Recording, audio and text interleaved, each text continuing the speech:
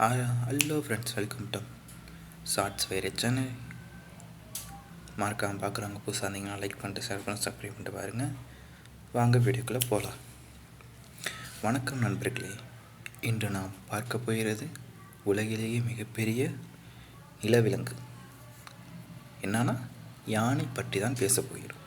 வாருங்கள் பார்க்கலாம். யானைனா ஒரு சாதாரண விலங்கில்லை. அது ஒரு சக்தி, ஒரு அறிவு, ஒரு உணர்ச்சி.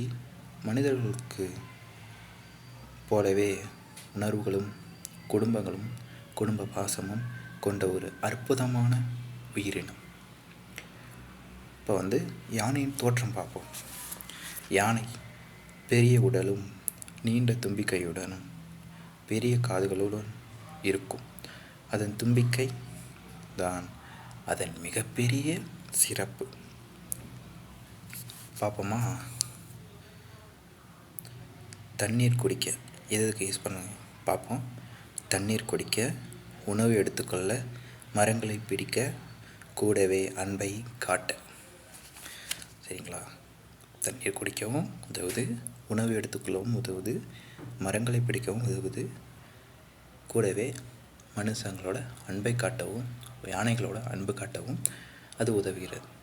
இது உதவுது. அது தும்பிக்கை. சரிங்களா? அடுத்து பெரிய யானை 4 முதல் 6 டன் வரை எடை இருக்கும். அது தினமும் சுமார் 150 கிலோ வரை உணவு சாப்பிடும். அதாவது என்ன சொல்கிறாங்கன்னா, 4 முதல் 6 டன் வரை எடை இருக்குமா. அது தினமும் சுமார் 150 கிலோ வரை உணவு சாப்பிடும். சரிங்களா? இப்போ யானை என்னென்ன சாப்பிடுன்னு பார்ப்போம். யானை தாவர உண்ணி, அதாவது தாவரத்தை மட்டும் தாவர உண்ணி. சரிங்களா? அதாவது புல், இலை, மரச்செடி, பழங்கள் இவைகளை தான் சாப்பிடும். பாருங்கள், ஒரு நாள் முழுக்க சாப்பிடுவதிலேயே பாதி நேரம் செலவழிக்காது. அதனால் ஒரு நாள் சாப்பிட்றதுலையே பாதி நாள் செலவழிச்சிருந்தாங்க. இதனால்தான் அது எப்பப்போ சாப்பிட்டாலும் சாப்பிட்டு கொண்டே இருக்கும் மாதிரி தெரியும். சரிங்களா? நம்ம கோயிலுக்கு போனாலும் எது கொடுத்தாலும் சாப்பிடுவோம். எப்போ பார்த்தாலும் சாப்பிட்டுக்கிட்டே இருக்கும். சரிங்களா? யானையின் அறிவு பார்ப்போம். யானைகள் மிகவும் புத்திசாலிகள். அவை என்னன்னு பார்ப்போம். அவை நினைவாற்றல் அதிகம், பாதையை மறக்காது, மனிதர்களை கூட அடையாளம் கண்டுபிடிக்கும். நம்மளோட நினைவாற்றல் அதிகமாதுக்கு, பாதையை மறக்காதாமா, மனிதர்களை கூட அடையாளம் கண்டுபிடிக்குமா. அதனால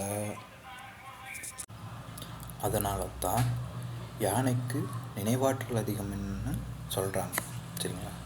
அதுவும் நினைவாற்றல் அதிகமாக இருக்குமாம். மேலும் யானைகள் சோகப்படவும், சந்தோஷப்படவும், கோவப்படவும் தெரியும். நம்மளை மாதிரியே கோவப்படவும், சந்தோஷப்படவும் எல்லாமே தெரியுமாமா அதுக்கும். ஒரு யானை தன் கூட்டத்தில் ஒருத்தன் இருந்தால் அது துக்கம் அனுபவிக்கும். அதுவும் நம்மளை மேலே துக்கம் பண்ணுமாமா, எல்லாம் சேர்ந்து. சரிங்களா? அடுத்ததாக யானையின் குடும்ப வாழ்க்கை பார்ப்போம். யானைகள் தனியாக இருக்காது. அவை கூட்டமாக வாழுமாமா. ஒரு பெண் யானை தான் கூட்டத்துக்கு தலைவி. குட்டி யானைகளை எல்லாரும் சேர்ந்து பாதுகாப்பாங்க.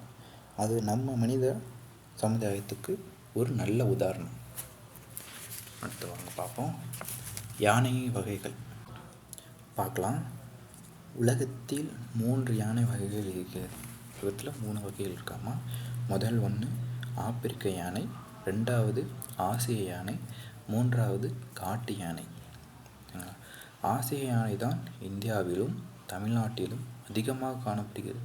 அதாவது என்ன சொல்கிறாங்கன்னா, ஆசிய யானை தான் இந்தியாவிலும் தமிழ்நாட்டிலும் அதிகமாக காணப்படுதாமா. சரிங்களா? அடுத்து நம்ம பார்க்க போகிறது யானைக்கு வரும் ஆபத்துக்கள். நம்மளுக்கு ஆபத்துக்கள் இருக்குது, அதேமாதிரி யானைக்கும் ஆபத்து வருமாமா. என்னென்னு பார்ப்போம். இப்போது யானைகள் பல பிரச்சனைகளை சந்திக்கிறது. முதல்ல என்ன பார்ப்போம்னா, காடுகள் அழிக்கப்படுவது, மரங்கள் வெட்டுறாங்கள அது சொல்கிறாங்க. ரெண்டாவதாக மனிதர்கள் வேட்டையாடுவது, தும்பி இது கொம்பு காண்டி இதுக்கெல்லாம் மனிதர்கள் போய் வேட்டையாடுறாங்கள அது சொல்கிறாங்க. அடுத்து பல்லுக்காக கொல்லப்படுவது, அதோட தந்தம் பல் எல்லாம்காக கொல்லப்படுது. இதனால் யானைகள் குறைந்து கொண்டே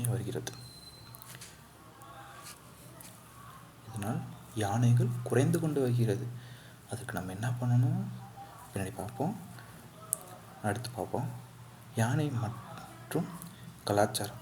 யானைக்கும் கலாச்சாரம் இருக்குது, வாங்க. நம்ம இந்திய கலாச்சாரத்தில் யானைக்கு ஒரு முக்கிய இடம் இருக்குது. அதாவது நம்மளோட இந்திய கலாச்சாரத்தில் யானைக்கு முக்கிய பங்கு இருக்காமா, வாங்க பார்ப்போம். கோவில்களில் யானை இருக்கும். எல்லா கோவிலும் போனீங்கன்னா, பெரிய பெரிய கோயிலில் போனீங்கன்னா முக்கியம் யானை இருக்கும், இல்லாமல் இருக்காது, சரிங்களா. அடுத்து விநாயகர் வடிவம் யானை தலை உண்டது, எல்லாருக்கும் தெரியும்னு நினைக்கிறேன், விநாயகர் தலைவர். ஓகேவா, அடுத்து வாங்க போகலாம். இதனால் யானை ஒரு புனிதமான விலங்காக பார்க்கப்படுகிறது. புனிதமான விலங்கு. அவங்க அடுத்து பார்க்கலாம். யானையை பாதுகாப்பது நம்ம கடமை. சொல்லுங்கள்ல, யானையை பாதுகாப்பது நம்ம கடமை. வாங்க. யானைகள் இல்லாமல் போனால் என்னென்ன நடக்கும் அப்படின்னு பார்க்கலாம். காடு பாதிக்கப்படும். காடுகள் பாதிக்கப்படும். காடு பாதிக்கப்பட்டுச்சுன்னா என்னென்ன ஆகும்? காட்டில் உள்ள விலங்குலாம் தெரு இந்த மாதிரி வெளில வர ஆரம்பிச்சிடும். அடுத்து இயற்கை சமநிலை குலையும். அதனால் யானைகளை காப்பதும் நம்ம கடமை. யானைகளை காக்கிறது யார் கடமை? நம்ம கடமை. காடுகளை காப்பதும் யார் கடமை? அதுவும் நம்ம கடமை, சரிங்களா. முடிவாக, யானை ஒரு பெரிய விலங்கு மட்டுமில்லை, அது அறிவு, அன்பும் சக்தியும் சேர்ந்த ஒரு உயிர், சரிங்களா. யானையை காப்போம், இயற்கையை காப்போம். இந்த வீடியோ பிடிச்சிருந்துச்சுன்னா நெக்ஸ்ட் வீடியோ என்ன வேணுமோ கீழே கமெண்ட் பண்ணுங்கள். நான் நெக்ஸ்ட் வீடியோ போடுறேன். இந்த வீடியோ பிடிச்சிருந்துச்சுன்னா லைக் பண்ணுங்கள், ஷேர் பண்ணுங்கள். சேனலை புதுசாக இருந்தீங்கன்னா சப்ஸ்கிரைப் பண்ணுங்கள். உங்கள் ஃப்ரெண்ட்ஸ் அண்ட் ஃபேமிலிக்கு மறக்காமல் ஷேர் பண்ணுங்கள். உங்களுக்கு இந்த வீடியோ போயிடுது ஷார்ட்ஸ் சேனல். தேங்க்யூ ஃபார் வாட்சிங். டாட்டா.